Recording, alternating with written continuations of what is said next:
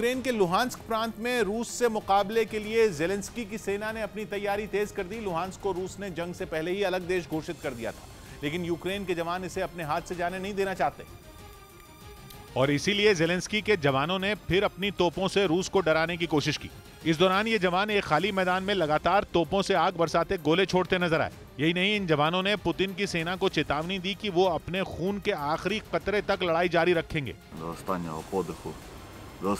Ukraine की सेना की ये टुकड़ी वहां बंकर बनाकर मोर्चा संभाले हुए है, लेकिन जंग के मोर्चे पर तैनात इन जवानों ने अपने पड़ोसी देशों से भी मदद की गुजारिश की।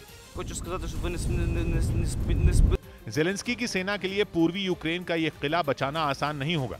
एक दिन पहले ही खुद यूक्रेन के राष्ट्रपति ने वहां बड़ा हमला होने की आशंका जताई थी।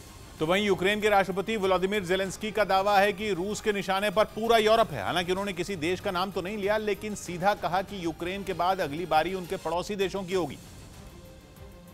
और ज़ेलेंस्की ने ये बातें कही राष्ट्र के नाम अपने संदेश में, जिसमें उन्होंने यूरोप के देशों को चेताया कि रूसी राष्ट्रपति व्लादिमीर पुतिन की नजर पूरे यूरोप पर है। ऐसे में ज़ेलेंस्की ने यूरोप के सभी देशों को एकजुट होने की सलाह दी।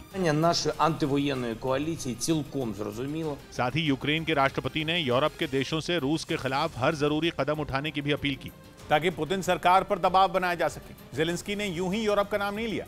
पिछले दिनों फिनलैंड और स्वीडन के देशों को भी रूस ने चेतावनी दी थी, जिसमें पुतिन सरकार ने साफ किया था कि अगर ये देश नेटो की सदस्यता के लिए आगे बढ़े तो उनके लिए अच्छा नहीं होगा। रूस ने इन दोनों देशों को भी सीधे हमले की चेतावनी दी थी। यही वजह है कि ज़ेलेंस्की इन देशों के बहाने अपना मुद्दा भी उठाने में जुट गए।